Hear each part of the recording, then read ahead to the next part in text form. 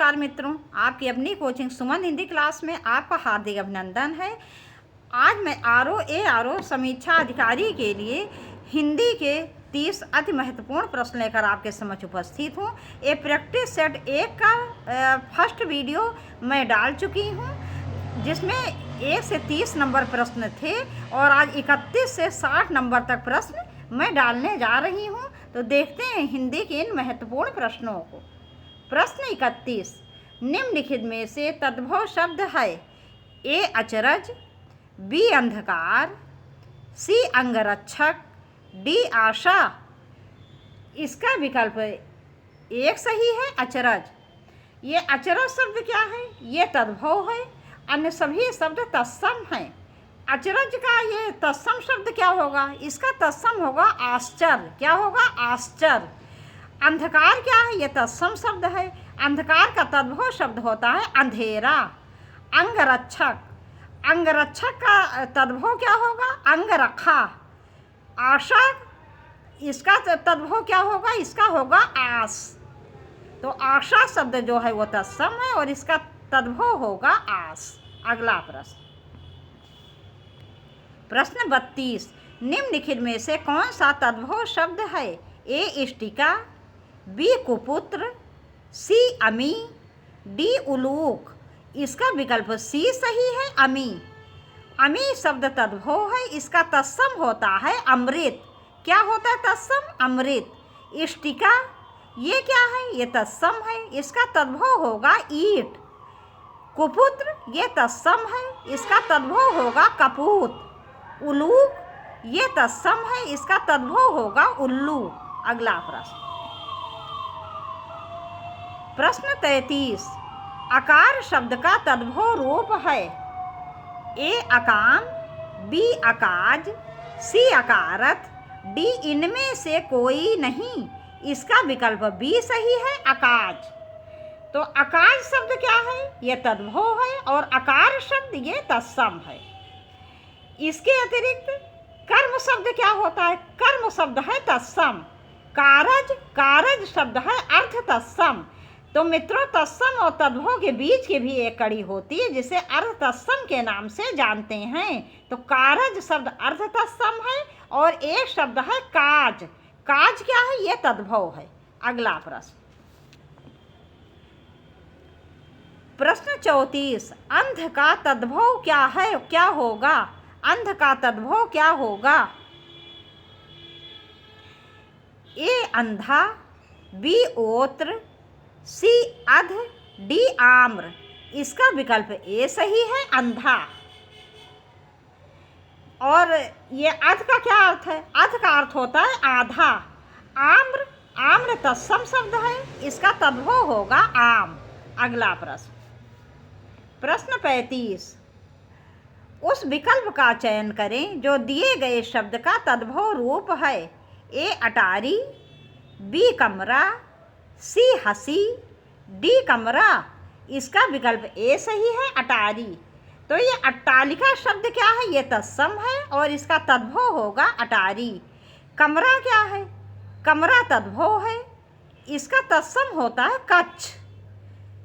हंसी क्या है? हंसी तद्भव शब्द है, इसका तत्सम होता है हास्य। अगला प्रश्न, प्रश्न 36, निम्नलिखित में से कौन सा शब्द तद्भव नहीं है?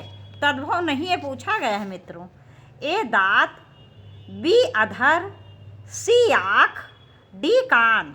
इसका विकल्प बी सही है, अधर। अधर शब्द तत्सम है, इसका तद्भव होता है ओठ या होठ।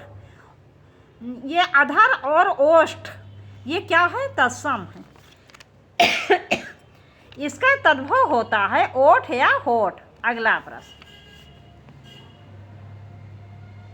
प्रश्न 37, नीचे दिए गए शब्द के लिए उचित वाक्यांश दिए गए विकल्पों में से चुनिए।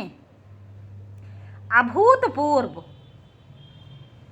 ए जो किसी पर अभियोग लगाए, बी जिस पर अभियोग लगाया गया हो, सी जो पहले घटित ना हुआ हो, डी जो भेदा ना जा सके। इसका विकल्प बी सही, इसका विकल्प सी सही, जो पहले घटित ना हुआ हो। जो पहले घटित ना हुआ हो। अभूतपूर्व का अर्थ क्या होता है? जो कभी भी पहले, इससे पहले घटित ना हुआ हो। अन्य विकल्प देख लेते हैं। जो किसी पर अभियोग लगाए उसे क्या कहेंगे? अभियोगी। उसके लिए एक शब्द होगा अभियोगी। जिस पर अभियोग लगाया गया हो उसके लिए एक शब्द होगा अभियुक्त। जो भेदा ना जा सके उसके लिए एक शब्द होगा अभेद्य। अगला प्रश्न,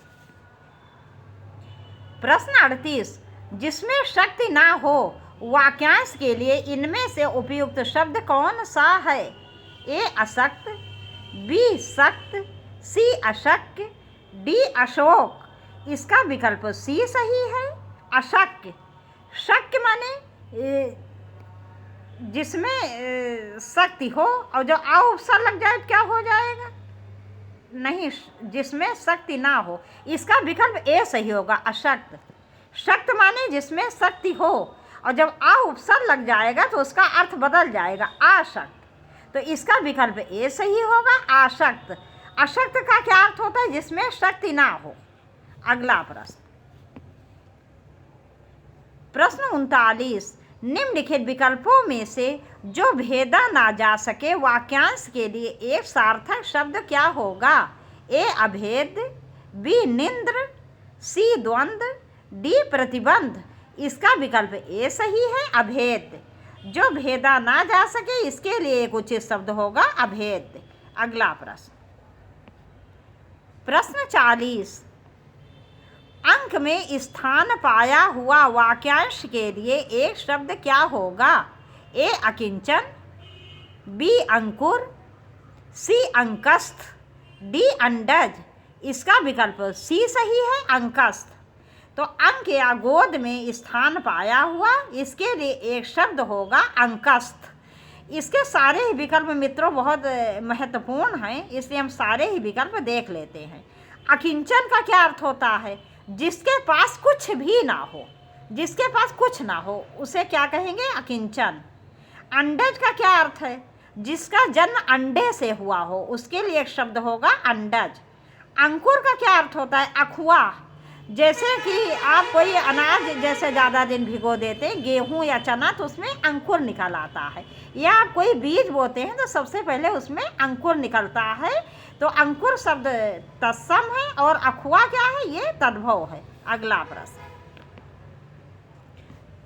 प्रश्न 41, निम्नलिखित प्रश्न में 4 विकल्पों में से जो वाक्यांशों के लिए एक उपयुक्त शब्द का विकल्प हो। आग से झुलसा हुआ, ए आत्मघाती, बी अनल दग्ध, सी अनन्य, डी यज्ञ। इसका विकल्प बी सही है, अनल दग्ध।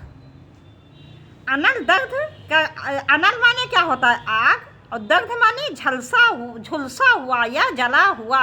अनल माने आग, दग्ध माने झुलसा हुआ या जला हुआ।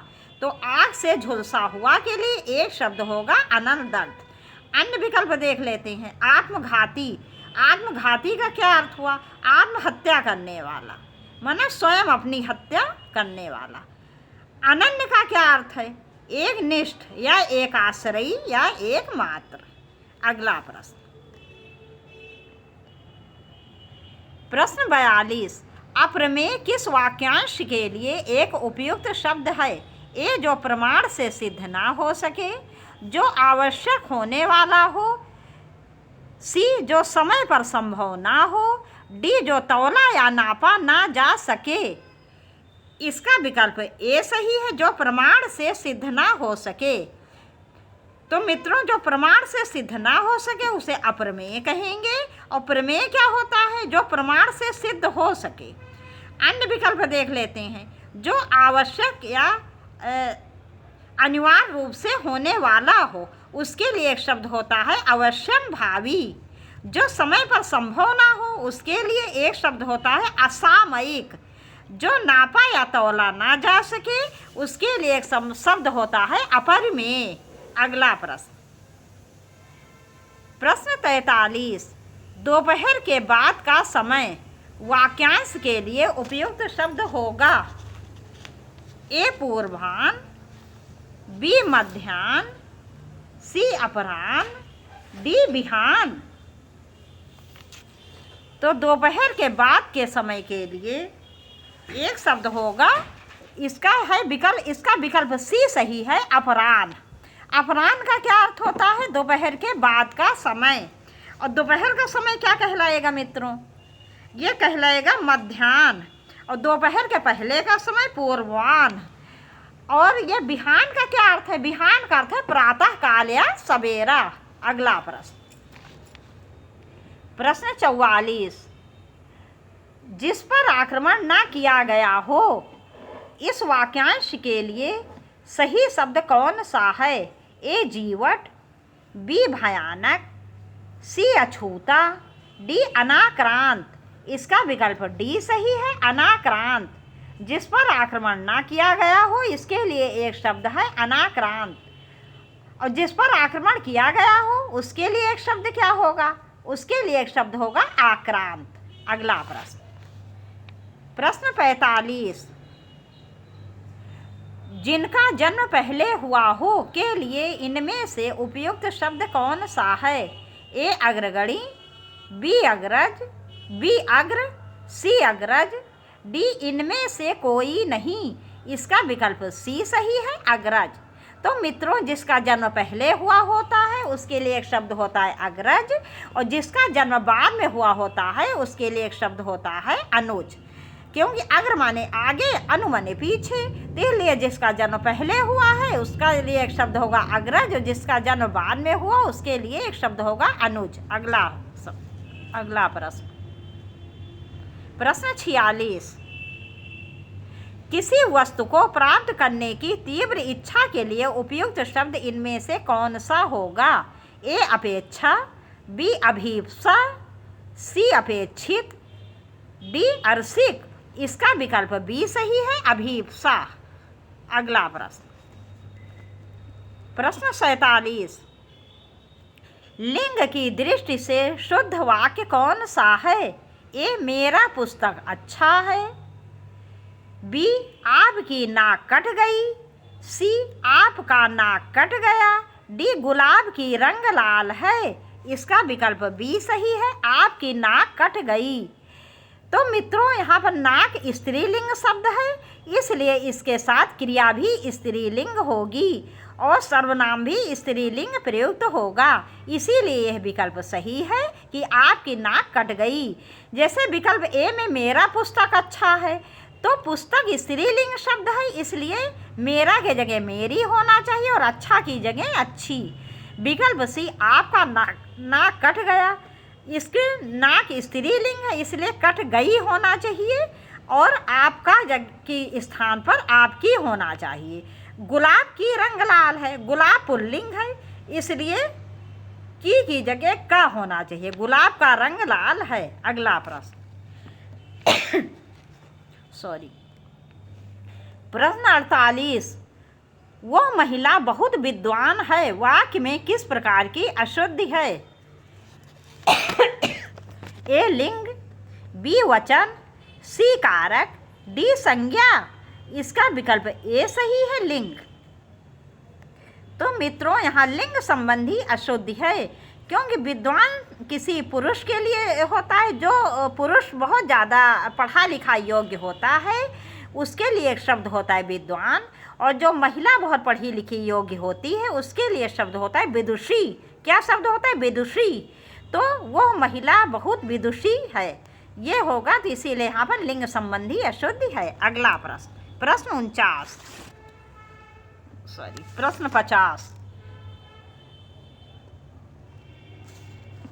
49, लिंग की दृष्टि से एक वाक्य अशुद्ध है। यह राम का भवन है, बी यह राम की इमारत है, सी यह राम की बैठक है, डी राम का गौशाला है। इसका विकल्प डी सही है, क्योंकि यही अशुद्ध है और आपसे अशुद्ध पूछा गया है, इसलिए यही वाक्य यही विकल्प जो है वो सही है। अन्य विकल्प देख लेते हैं। यह राम का भवन है, बिल्कुल शुद्ध है। यह राम की इमारत है। इमारत स्त्रीलिंग शब्द है, इसलिए ये भी वाक्य बिल्कुल सही है। यह राम की बैठक है। बैठक शब्द क्या है? स्त्रीलिंग है, इसलिए ये भी विकल्प सही है। यह राम का गौशाला है। गौशाला शब्द स्त्रीलिंग है, इसलिए इसका शुद्ध वाक्य होता है राम की गौशाला है। तो इसमें अशुद्ध पूछा गया, इसलिए यही विकल्प आपका सही है। अगला प्रश्न, प्रश्न 50, लिंग की दृष्टि से एक वाक्य शुद्ध है। ए, दही बहुत खट्टी है। बी, उसका छाजन टपकता है। सी, मेरा घर बड़ा है पर बैठक छोटा है। डी, सिपाही की पगड़ी लाल है। इसका विकल्प डी सही है। इनमें शुद्ध वाक्य पूछा, शुद्ध वाक्य ही सिपाही की पगड़ी लाल है। पगड़ी शब्द क्या है? स्त्रीलिंग है और इसके लिए की लाल है, तो की शब्द आए, ले यही पूरा वाक्य शुद्ध है। अन्य सभी वाक्य अशुद्ध हैं। जैसे देख लेते हैं अन्य विकल्प, दही बहुत खट्टी है, तो दही पुल्लिंग शब्द है, इसलिए शुद्ध वाक्य होगा दही बहुत खट्टा है। उसका छाजन टपकता है। छाजन शब्द स्त्रीलिंग है, इसलिए होगा उसकी छाजन जो है, छाजन क्या होगा? टपकती है, ना कि टपकता है। मेरा घर बड़ा है पर बैठक छोटा है। मेरा घर बड़ा है यह शुद्ध है, पर बैठक छोटा है की जगह होना चाहिए छोटी है, पर बैठक छोटी है, क्यों? बैठक शब्द जो है वो स्त्रीलिंग है। अगला प्रश्न, प्रश्न 51, आदि का विलोम शब्द कौन सा है? ए, अयादि। बी, अंत। सी, व्याधि। डी, आद्य। इसका विकल्प बी सही है, अंत। आदि का विलोम अंत होगा। आदि का अर्थ होता है किसी कार्य का प्रारंभ करना, आरंभ करना, और अंत का अर्थ क्या अर्थ होता है? समाप्त करना। अगला प्रश्न, प्रश्न 52, सर्वज्ञ का विलोम कौन सा होगा? ए, बहुज्ञ। बी, कृतज्ञ। सी, अभिज्ञ। डी, अल्पज्ञ। इसका विकल्प डी सही होगा, अल्पज्ञ। सर्वज्ञ का विलोम होगा अल्पज्ञ। सर्वज्ञ का क्या अर्थ होता है? सब कुछ जानने वाला। और अल्पज्ञ क्या अर्थ है? जो बहुत थोड़ा सा जानता हो। अल्प माने थोड़ा सा, अति माने अति अल्प। अति का क्या मतलब होता है? बहुत थोड़ा। अति माने बहुत, अल्प माने थोड़ा सा, माने बहुत थोड़ा। जो बहुत थोड़ा जानता हो उसे कहेंगे अल्पज्ञ। इसके अतिरिक्त अभिज्ञ का क्या अर्थ होता है? जो बहुत जानकार हो, बहुत निपुण हो, विशेषज्ञ हो। और अभिज्ञ का विलोम क्या होगा? अनभिज्ञ। कृतज्ञ का विलोम क्या होगा? कृतज्ञ। कृतज्ञ का क्या अर्थ होता है? जो किए हुए उपकार को मानता हो। और कृतज्ञ का अर्थ होता है जो किए हुए उपकार को ना मानता हो। अगला प्रश्न,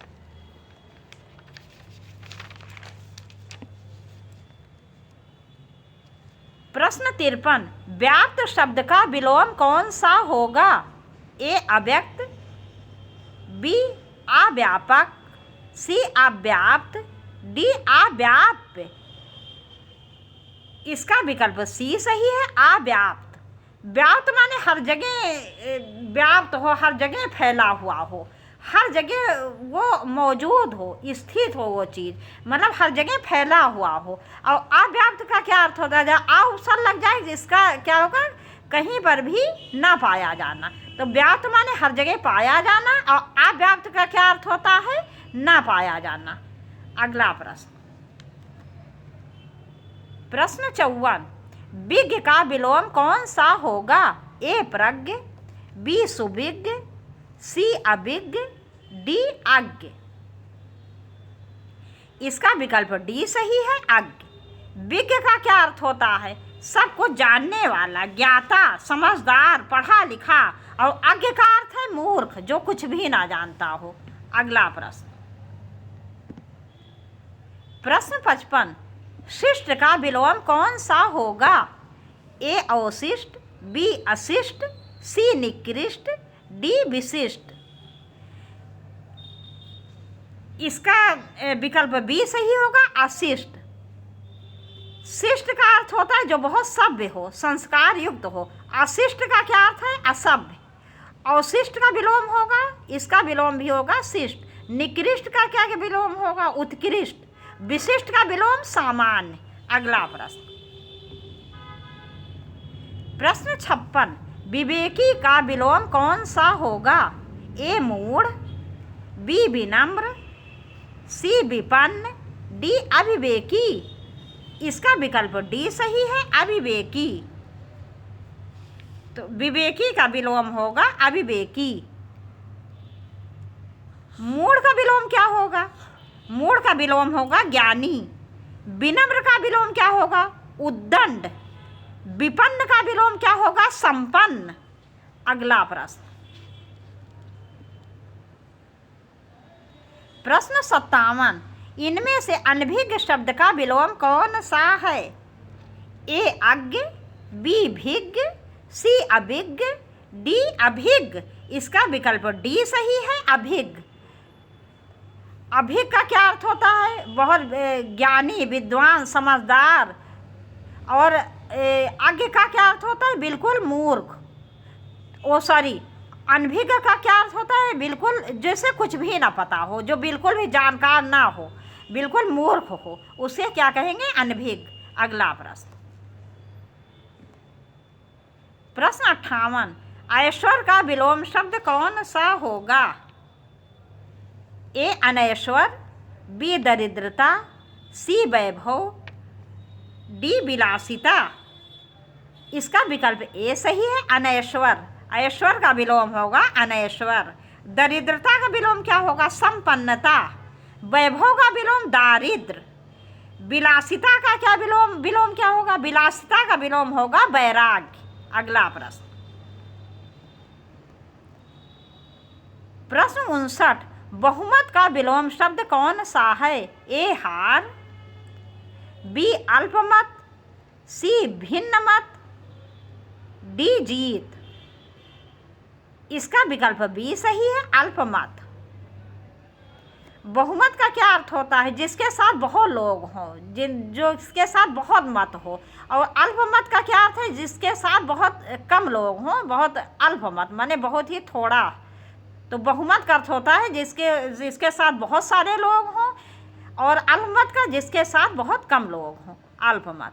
हार का विलोम क्या होगा? जीत। भिन्न मत का विलोम क्या होगा? एक मत। अगला प्रश्न, प्रश्न 60 तथा इस वीडियो का अंतिम प्रश्न, स्वच्छता का विलोम शब्द कौन सा है?